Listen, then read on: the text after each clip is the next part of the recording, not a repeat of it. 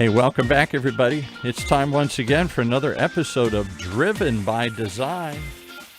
The one show, maybe the only show that shows you the future of cars and car design, one conversation at a time, with the man who seems to know everybody in this field, our custom car designer himself here, Brian Thompson. Welcome, sir. Hello, hello. Hi, everybody. Really special day today. We have been doing the show on the road for the last couple of months. I've been traveling all over the country painting and being inspired by different climates and lights. And so today I come to you from Florida, Miami, Florida, to be specific, down with the Cubanos.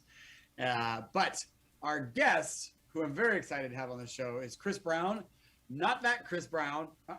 He's a lot nicer. Chris Brown, the car designer.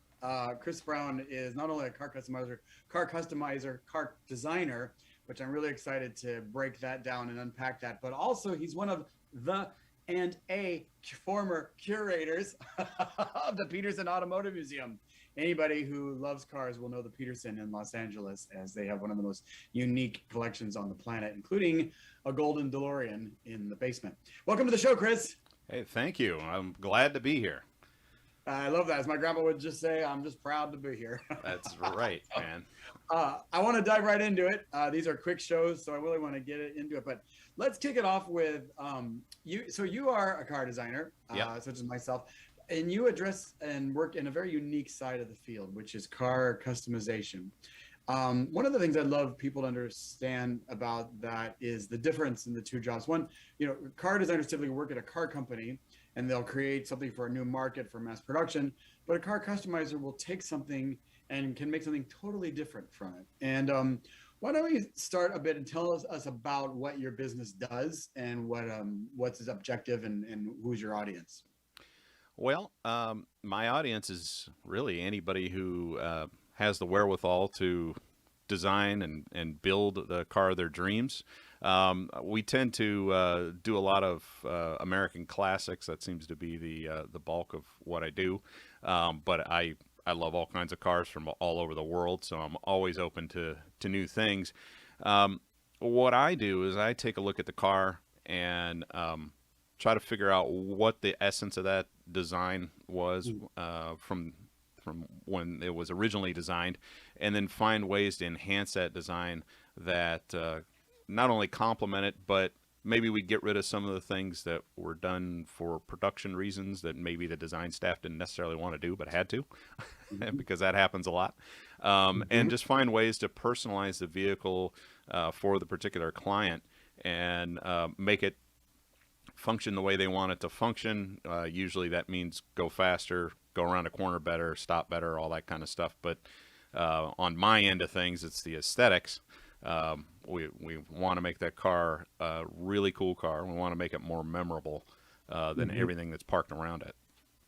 Yeah, I think one of the largest misnomers I run into as a car designer is people often think of car design as an engineering job with people in lab coats in a very clinical environment. And sometimes it's portrayed that way in the media and advertisement and stuff. And it really isn't. It's an art job. And I love what you said about the aesthetics of the cars, because, certainly as I grew up, I was very much into the art of drawing and creating things that were very conceptualized. And I wasn't a gear monkey, a gearhead. I didn't understand the mechanics of cars until later. And I think that's really important to what you're talking about, is you're talking about taking something that had a styling or design intent, taking the dream that a designer had, and either pushing that dream to a new direction or trying to deliver upon the dream that the original designer had from an aesthetic standpoint. And I'd love you to dive into that. Maybe a good way to do that is, can you use a car that you're very proud of as an example? Yeah, well, we just a little while back finished a car that we named Brute Force. It's a 1955 Chevrolet Bel Air two-door sedan. And the car is originally kind of basically it's a rounded box. It's a very rectangular car with rounded edges. And so I had to use that aesthetic, try to make the car a little sleeker without losing what makes it a 55 Chevy.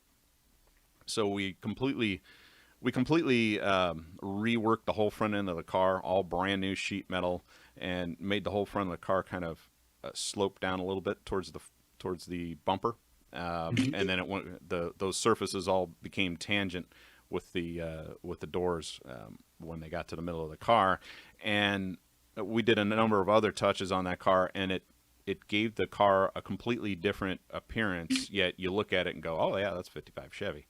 So all the details on the car still are very familiar, but they're completely different. The surfaces, the lines, everything ends up changing, yet there is some familiarity. So it becomes the most, I guess, polished version of what we started with.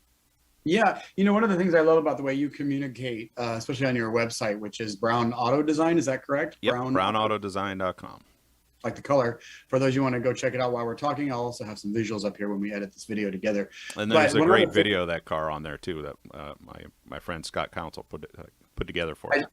Encourage people to watch it. And one of the things I love about the way you communicate is there's a nice drawing that lays out the original gesture of the vehicle and how you've adjusted that. And that really tells the story of a lot of what car design is about. It's really about getting a stance, a proportion, a mood, a feeling, all these things that the mechanicals of the car live inside of. But you take it a step further where you also design the mechanicals. And I really wanted to talk about that a bit, because I love like something as let's say forgotten as the mufflers or the exhaust pipes on the underside of the car, which doesn't get seen. You've actually addressed those, and you've done beautiful, I would assume, hand finishing work here so that shape just flows out of the pipe into, is that the muffler? And then back into the pipe again. So I think that's a really unique thing that you do, because a lot of sort of for production design, that part of the car is often, left to the engineers. So to speak. It's functional, no form, just function. Just function. Yeah. Form literally follows function. And what I love that you've retained the function, but you've elevated it. Maybe get a bit into that, because a lot of our audience are people who are artistic or are interested in this field, but don't really know where to get into it. And I think they can be discouraged if they find out that, I'm an artist, not a mechanical guy, and they think they're going into the wrong kind of field. But you've merged both. Can you talk a bit about your sort of interest in those details? Well, on this particular car, the client, Bob Matrenga, he wanted everything on the car to be unique and one of a kind. So there's literally nothing on the car that wasn't either made from scratch or modified, other than maybe the spark plugs. I mean, everything, even the tires have been modified. So when it came to something like the exhaust, we looked at it and went, okay, how could we make this beautiful? Well, we're going to hand make it all out of stainless and polish it anyway, which is kind of the standard thing for a car at this level. But what could we do to take it one step beyond? Well, I look at every part. The muffler is a component. You kind of need to have that, otherwise the car gets a little bit too loud. And went, okay, well, how can we make this really interesting? We can, a standard muffler, the way they're welded together and everything, they get kind of lumpy, even the nicest ones. So I said, well, what if we took tubing, the same exhaust tubing, and made the muffler seamlessly blend into the rest of the exhaust pipe? In the exhaust system. So we made our own baffles inside and that sort of thing, and welded it all together, and now it's just this super sleek shape. So, it's something that most people go, why would you spend your time doing that? But in this case, I had the freedom to design that, and I took it. Yeah, and I love that. I mean, I think that's, if this car were to fly, which, it almost looks like it could do, you would spend a long time looking at the underside of the car just for the wonder of it, right? Like, in my crazy career, I've worked on, Blue Origin capsule type things. Actually, I did some early sketches for Blue Origin. And one of the first things that I remember having, it was an epiphany, is that in space, there is no up and down. So you got to design the underside of everything, because that will eventually be the upper side. Oh, yeah, that's a good point. Yeah, definitely. Yeah, and I love the way you've addressed that in your work.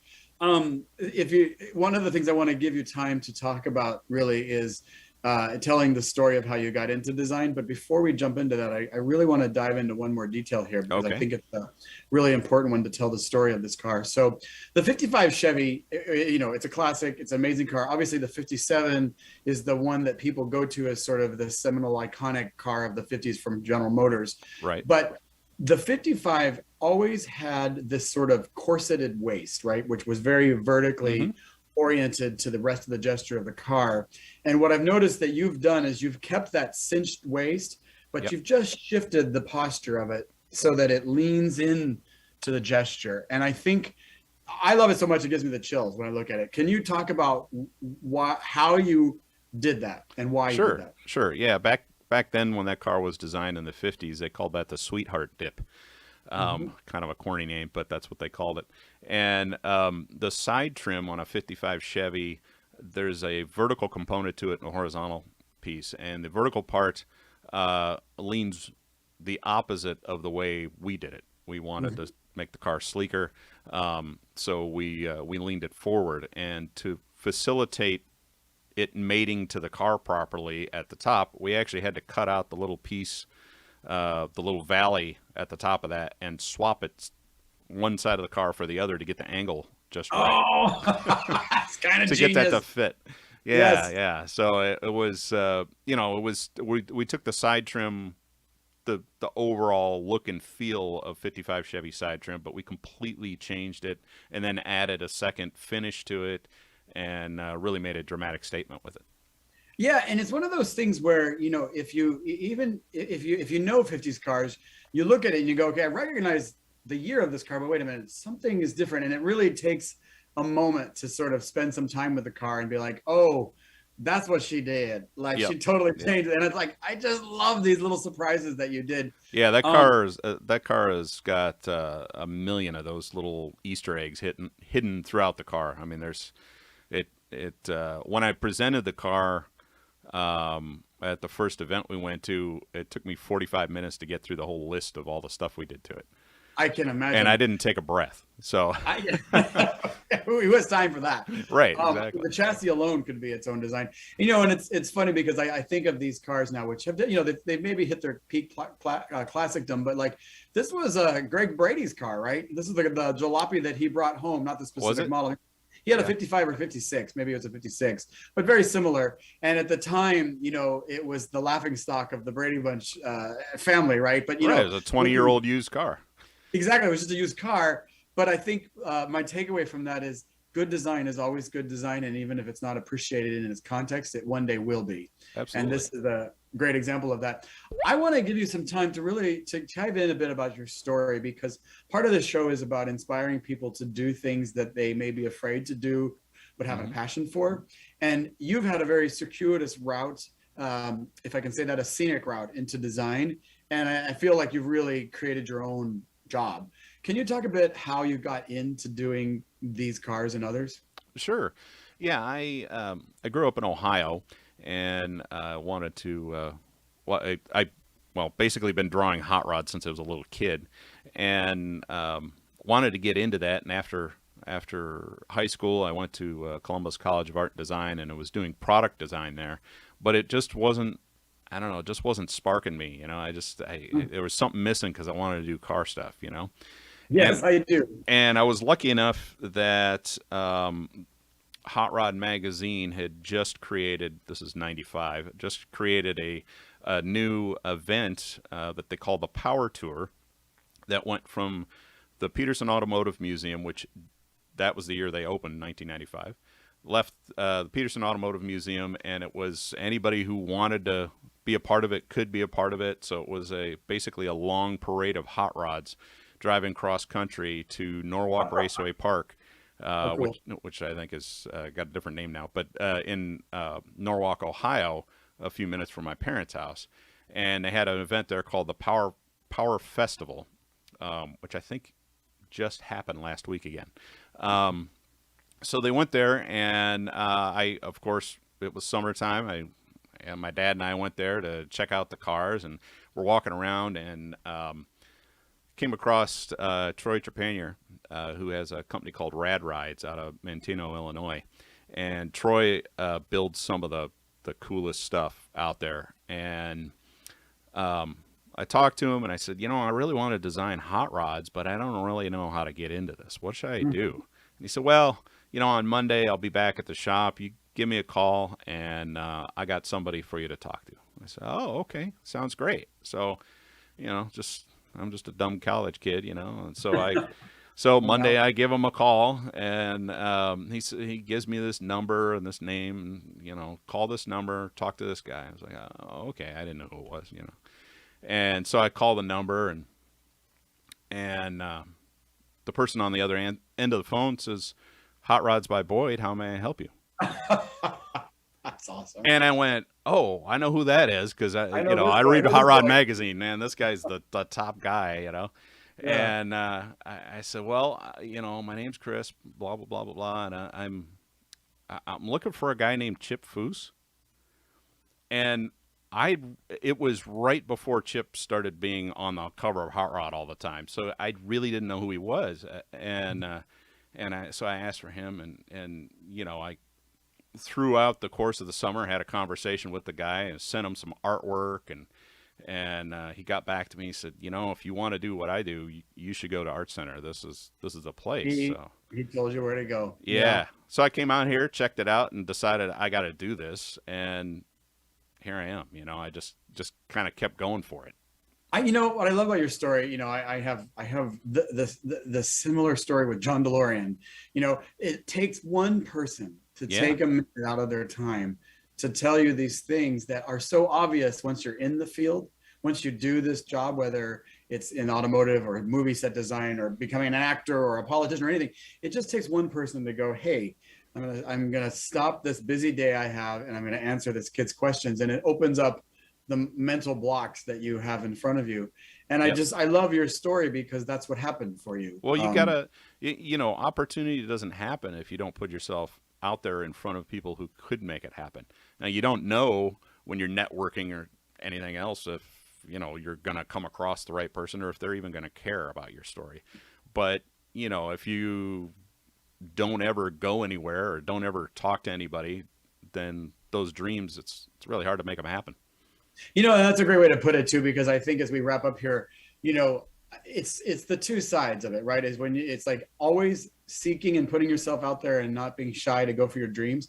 Then on the flip side of it, always taking the time to answer a question. If somebody comes to you with a question, even if you may be having the shittiest day, absolutely. That, and I think you do that. I'm certainly, I appreciated that when we reached out to you for the show, you responded right away. And I see that in you. So, I just want to thank you for telling your story on this little podcast we have here, because I think it's, it's a show about inspiration.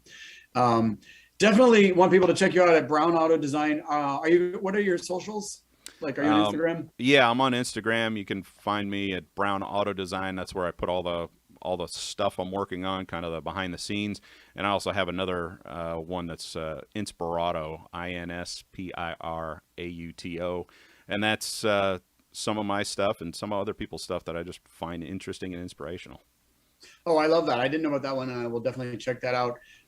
We could dive into so many of your work, and you have I imagine stories upon stories. So I do invite you to come back. We can do this again remotely. Absolutely.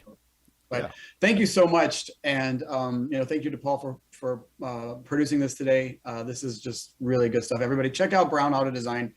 Check out Chris's work. It's just really a super talent. Thank you, Brian. Thanks.